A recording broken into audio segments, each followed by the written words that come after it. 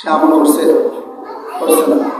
আল্লাহ যে কোনো একটা নিয়তের উপর নির্ভরশীল করিয়ে তোমারে জান্নাত দিব, আমলের সওয়াব দিব। এই জন্যই বলে ইমানকে আগে মজবুত করো। ইমান নিয়তের উপরে চলে, আমলের উপরে না।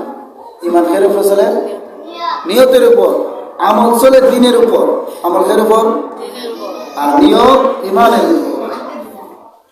আপনি যদি আমল করেন দিন মানা লাগে, কিন্তু দিন মানার নাম কিন্তু হয় ইমান না। ইমান হলো দিনের একটা, ইমানের অংশ হলো দিন, ইমানের অংশ হলো দিন, দিনের অংশ হলো ইমান। কেন ইমান? ইমানের অংশ হলো কি? দিন।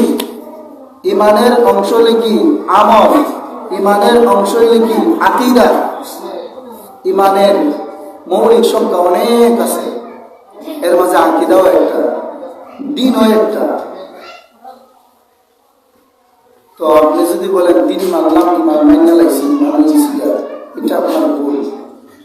দিন মানা ইমান নয়।